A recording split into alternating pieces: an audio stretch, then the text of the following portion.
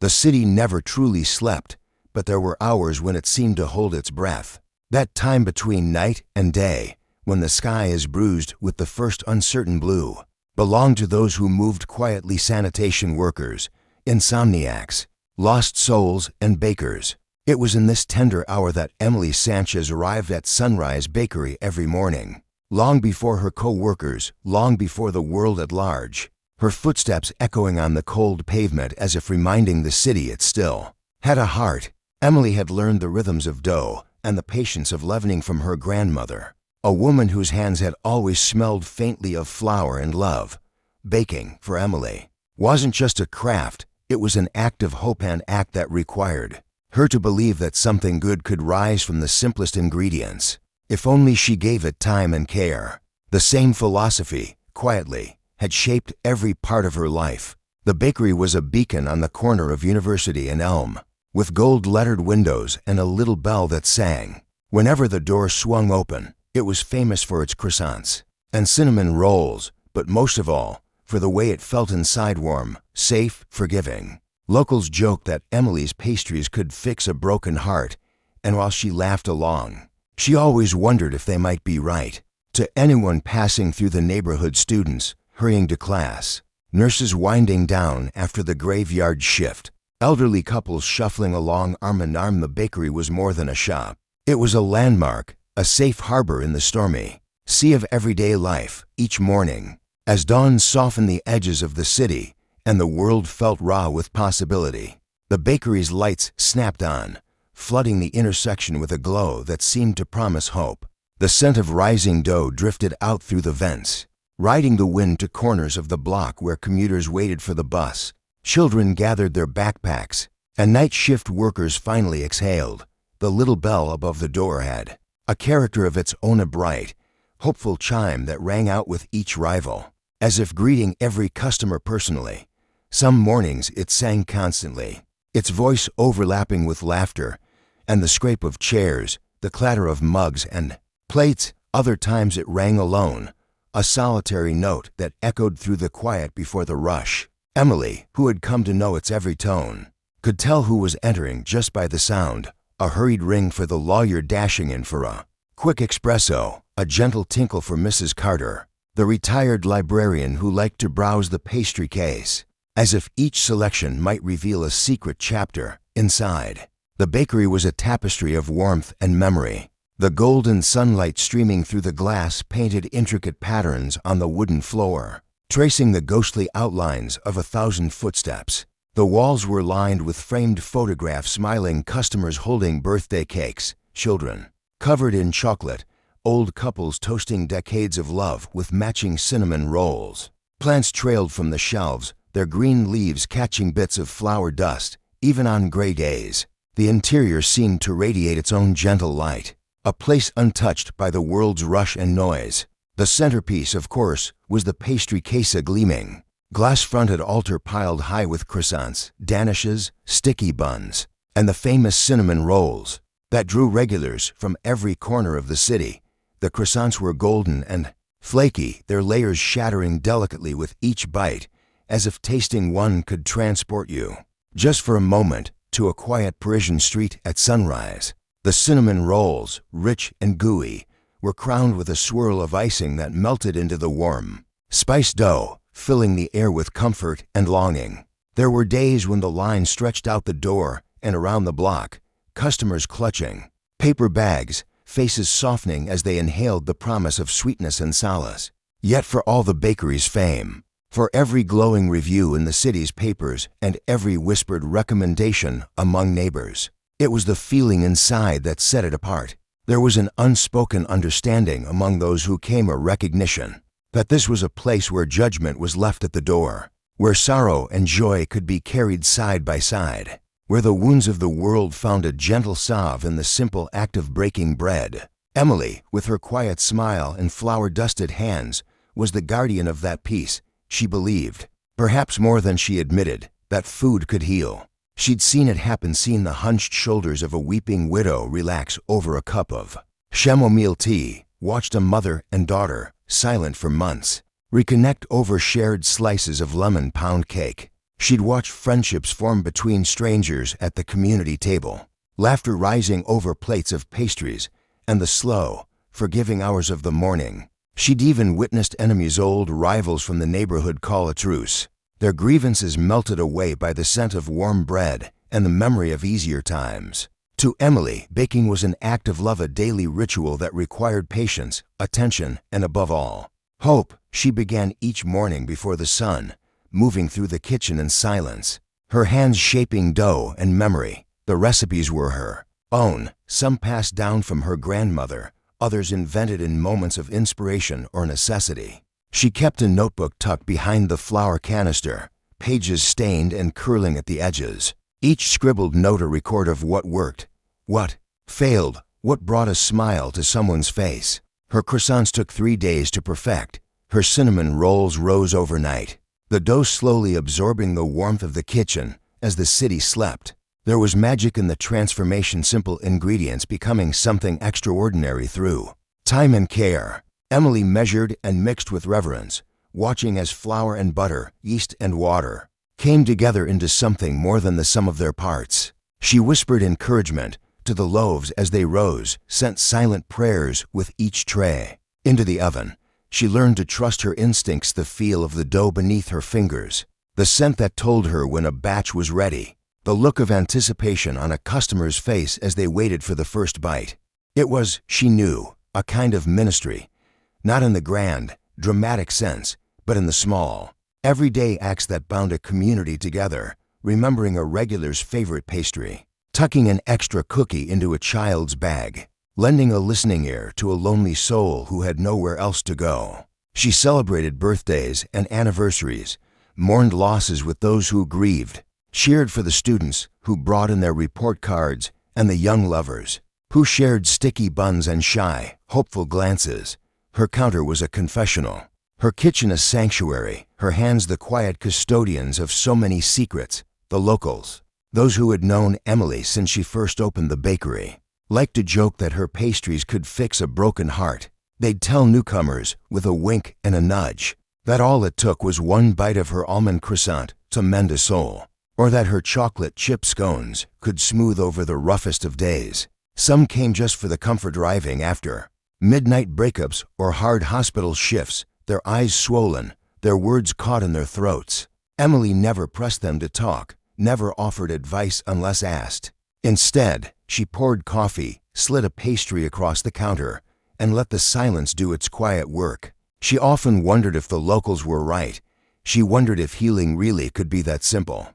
If warmth and sugar and a place to rest could undo the damage of the world outside. She saw the evidence, day after day, in the way people lingered long after their plates were empty, in the laughter that grew louder as the hours passed, in the tears that fell quietly into mugs and were met with gentle hands and kind words. She saw it in the small miracles, a shy apology between friends, a handshake between former enemies, a weary parent who found, in the peace of her bakery, the strength to go on.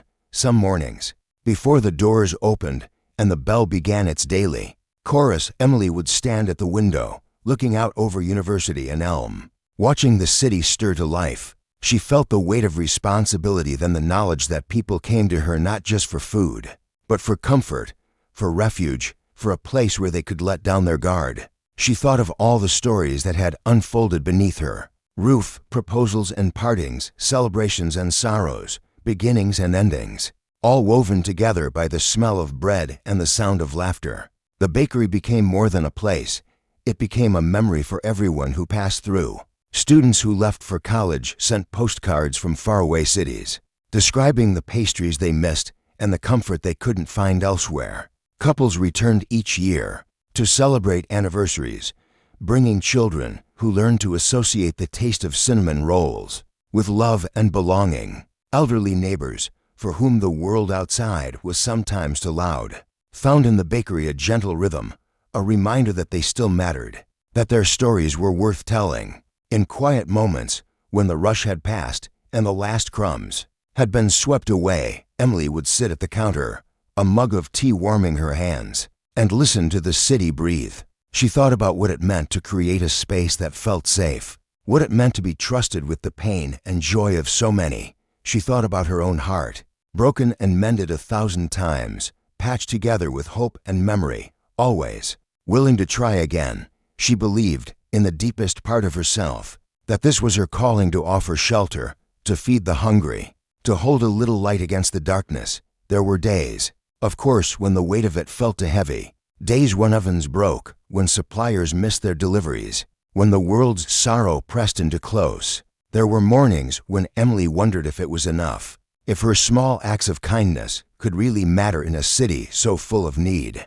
But then the bell would ring, and someone would step inside, a stranger or a friend, a regular or a newcomer, and she would see, in their face, the answer to every doubt. Kindness, she realized, was never wasted. It grew in the spaces between people, in the moments of connection that happened quietly, without fanfare. Sometimes, after closing, Emily would walk the neighborhood, her hands tucked into her pockets, the day's worries dissolving into the hush of evening. She'd pass by houses lit from within, glimpses of families gathered around dinner tables, laughter spilling through open windows. She'd watch the city's lights flicker on, one by one, and feel grateful for the small part she played in making the world a gentler place. The bakery, with its gold-lettered windows and singing bell, was her gift to the city, a place where broken hearts found comfort, where hope rose as steadily as dough in a warm oven, where love was measured not in grand gestures but in the simple act of feeding those who came through the door. The legend of the bakery grew with each passing year. Travelers wrote reviews that bordered on poetry, describing the way sunlight hit the marble counter at noon, the way the scent of cardamom buns mingled with the hum of quiet conversation. Bloggers declared it a must-visit. Food critics gave it stars and accolades. But for the locals, the true value was harder to measure. It was in the way Mrs. Carter brought her grandson every Sunday, in the way college students brought study groups and stayed for hours, in the way old arguments dissolved over plates of pastries and strong, sweet coffee. Emily herself became a part of the legend, a figure as beloved as her cinnamon rolls, as steady as the sunrise. She was the keeper of stories, the witness to joy and grief, the one who remembered names and birthdays and favorite orders. Her laugh was low and warm, her patience endless, her generosity a quiet river that never ran dry. She made the bakery more than a business. She made it a home, a place where everyone, no matter how lost or lonely, could find their way back to themselves. Locals liked to joke that Emily's pastries could fix a broken heart, and she never tired of hearing it. She laughed along, brushing flour from her cheeks, pretending not to notice when customers wiped away tears over their morning coffee. But late at night, as she washed dishes and locked the doors, she let herself wonder if maybe, just maybe, they were right. Maybe the magic was not in the pastries themselves, but in the love that shaped them, in the care that went into every batch, in the community that grew round her little corner of University and Elm. And in that wondering, in that small, persistent hope, Emily found the strength to return each morning, to ring the bell, to open the doors and welcome the world inside, warm, safe, forgiving. Because in the end, she knew it wasn't just about fixing broken hearts. It was about reminding people that healing was possible, that kindness could be found in unexpected places, that even the most battered soul could find comfort, if only for a moment, in the light of a bakery window and the taste of something sweet, lovingly made, and freely given. But no one knew about her daily ritual. Each morning, after she finished the first batch, before the sky even turned gold, Emily would carefully wrap one perfect pastry, sometimes a chocolate croissant, sometimes a flaky apple turnover, and tuck it into a brown bag. She'd fill a cup with the strongest coffee, scrawl a note, something simple like wishing you a peaceful day, or you matter more than you know, and step out the back door into the crisp, new light. The recipient of this ritual was a man the city had tried to forget. He was called Mike by some, that old man by others. Emily never once asked him to explain himself. His hair was silver, his beard a tangled mess, and his coat bore the stains and stories of 100 storms. But in his eyes, if you dared to look, there was a fierce, fragile dignity. Their first meeting had been awkward. She'd offered him a croissant, hands shaking a little. Unsure if she was crossing some invisible line, he'd looked up, startled, and for a moment she thought he might refuse. Instead, he took the pastry, cradling it with a reverence she'd never seen. "Thank you, miss," he whispered. "You didn't have to." She shrugged, smiling. "Maybe not, but I wanted to." After that, she saw him every morning. Sometimes they exchanged just a nod. Other days, a word or two. Eventually, he started telling her tiny scraps of his life, how he once played jazz saxophone, how he lost touch with his daughter, how he used to know the city's best fishing spots. Emily listened without judgment. She never pressed, never pried. For her, kindness wasn't about fixing what was broken. It was about making space for healing to happen. Winter settled over the city, mean and unyielding. Rain fell for days. The bakery's windows steamed with warmth, but outside, the world was all cold gray. Emily worried about Mike. She packed extra food, knit him a scarf, invited him inside after the morning rush. Sometimes he accepted, sitting by the window, hands wrapped around a mug, watching the rain streak the glass. Most customers ignored him. Some frowned. A few regulars nodded in silent approval. One morning, a woman in a tailored suit complained to the manager. "He makes people uncomfortable. Can't you ask him to leave?" Emily overheard and felt something old and sharp inside her snap. She stood tall, hands dusted with flour, and said, "He's welcome here. Anyone who isn't can go elsewhere." Word got out. Some people stopped coming. Others, more than she expected, started showing up, dropping coats and warm socks in a box near the door. Someone donated a stack of old books. A local teacher brought her class by, and the children made cards that Emily displayed on the walls. "Thank you for being kind. Everyone belongs. Love is for sharing." Mike changed, too, slowly. He seemed to stand taller, speak more. He began helping out around the bakery, wiping tables, sweeping, even learning to shape the morning dough. Emily paid him for his work, never as charity, always as recognition.